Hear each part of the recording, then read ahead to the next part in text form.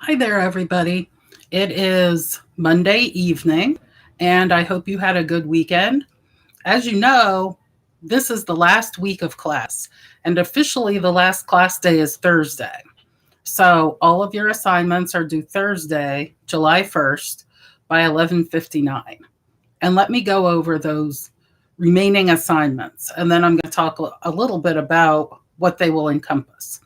So you have discussion board number 5, parts 1 and 2. You have quiz number 5. You have paper number 4 and paper number 5. So those are the 4 remaining assignments that you have not turned in that are all due on Thursday. Now, I will be posting the quiz probably tomorrow, hopefully, certainly by Wednesday morning. And the quiz will be over mostly chapter 22, which is the resumes and job letters chapter that you're working in now. I may have a few general questions about the course, things that I have talked about all semester, such as the rhetorical situation and a thesis sentence, things that you should really know by now as a result of having taken this course, including different genres and strategies for writing in those genres, things that you could easily look up in the lectures. There will not be that many of those extra questions.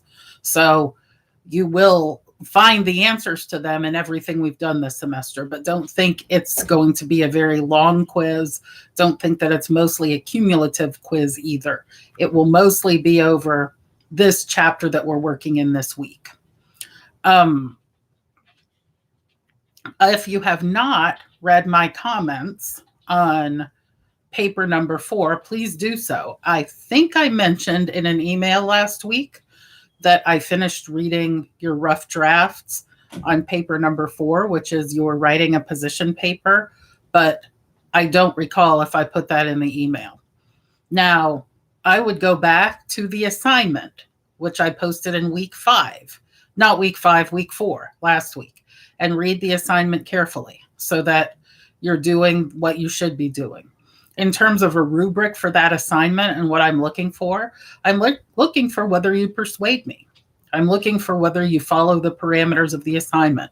Do you write a 5-paragraph or 6-paragraph paper? Is the thesis the last sentence of your first paragraph? Do you have three solid reasons and pieces of evidence that support those reasons? Do you have a conclusion that wraps it all up? All of those are what I'm looking for, as well as at least a nod to the counter argument. You don't have to spend too much time on the counter argument. You can spend a little bit of time, but it doesn't have to be something that you take into a huge amount of consideration based on the amount of space that you have in a 750 word paper. Of course, you can write more than that. You can write up to about 1,000 words if you would like. I will be working on reading your literacy narratives in the next, not the literacy narratives, sorry, the ad analysis in the next couple of days. So you should be getting a grade on that soon. I did read and grade quiz number 4, as well as discussion board number 4. So you're almost up to date with all your grades in the class, although we still have a few more assignments to turn in. I did post discussion board number 5. It is really just a wrap up of the semester, a final thought on how things went, how the rest of your summer will go, etc. So it's not anything big, and it'll be something a little more fun to write about, I think. Let me see what else. Please check your grade book carefully. So go to the Blackboard app on your phone or go to Blackboard on the computer and click My Grades. That way you'll see what you have a 0 on, what you have an opportunity to make up. Things from the beginning of the semester, it's too late to make them up already because it would be too many points off to even be worth it. However, if you missed discussion board 4, if you missed turning in your paper number 3, which was due last night, if you missed taking quiz number 4, you can catch up on those things, although you're having to do all of those as well as week 5 assignments, which are all due at the end of this week. Everything is due on Thursday because I must turn grades in by Monday afternoon. So if you, in 1 week, so if you don't turn in all your things by Thursday, I'm going to have to put a 0 for whatever there is. Again, you can make up last week's assignments, but anything prior to that, it's too late to make those up. It was a very fast semester. 5 weeks goes by very quickly. And really not even 5 full weeks because Thursday, the 1st, is the last day of class. Let me talk about the next and final project of the semester, that instead of having a final exam, you are going to create a job application letter, a 1-page letter, and a 1-page resume. Now, reading the assignment carefully in week 5, which I posted this morning, as well as the lecture for chapter 22, resumes and job letters, you will notice that I have talked extensively about not extensively, but at least a little bit about the various levels of work experience that you guys have.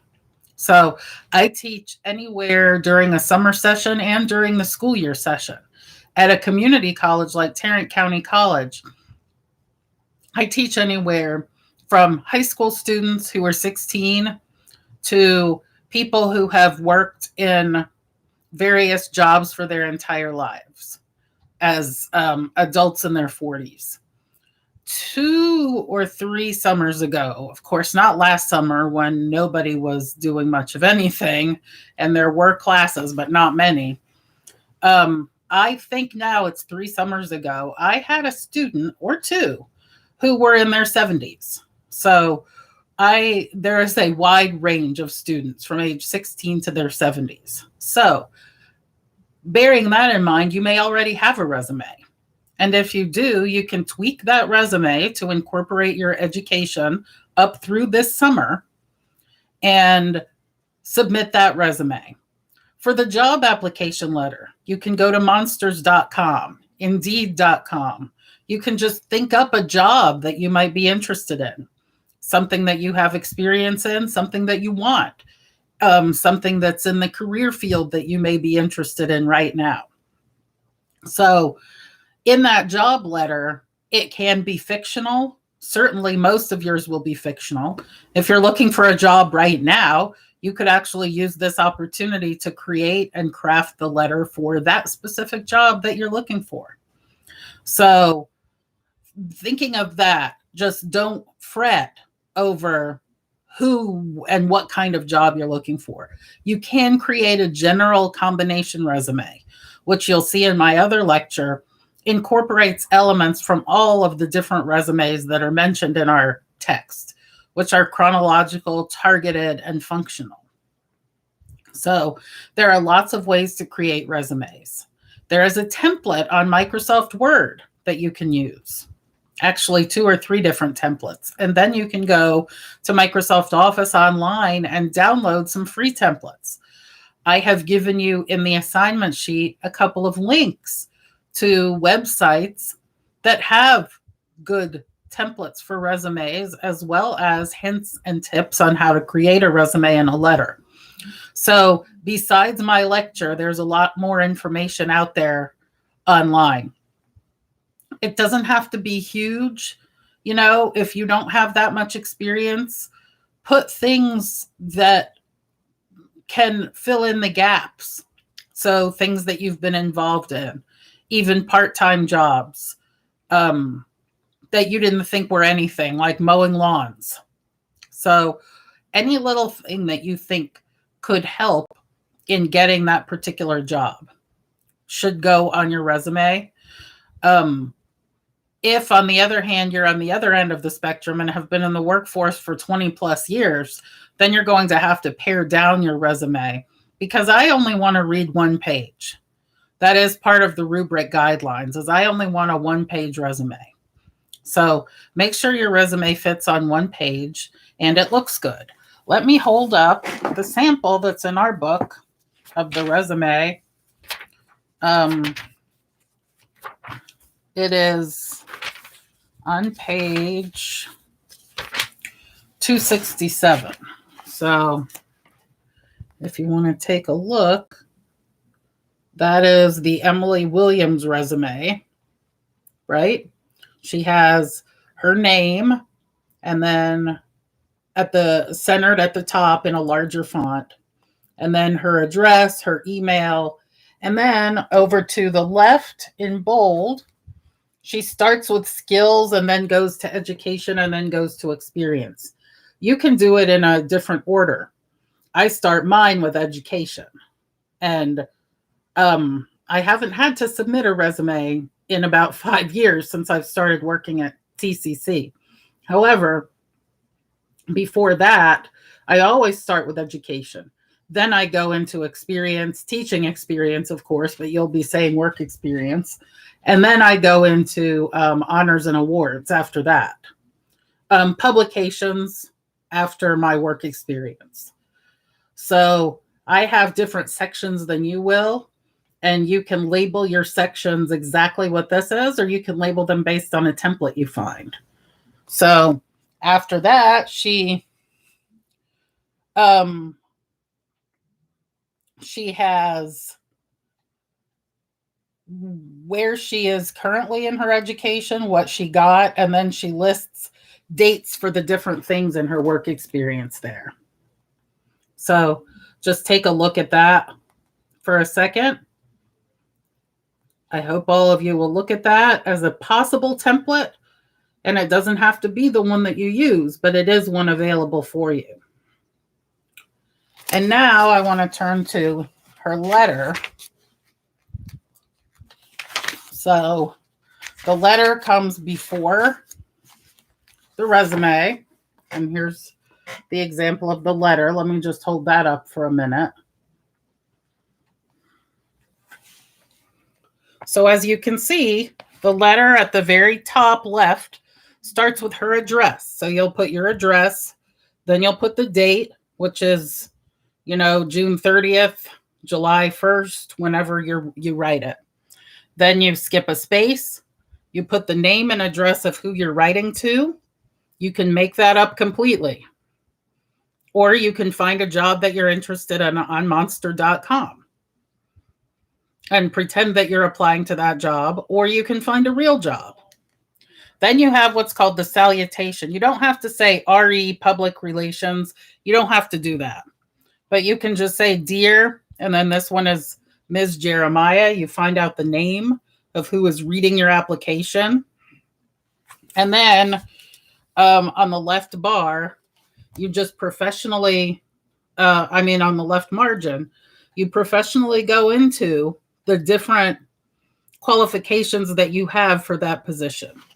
And here she starts out by saying, I am writing to apply for the public relations internship advertised in the Sunday, May 15th Columbus Dispatch.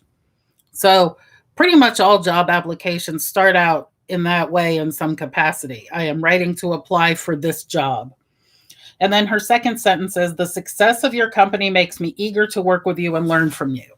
And that's her second sentence. Then she goes into a new long, big paragraph that talks about her experience in the classroom as well as her experience working in public relations firms.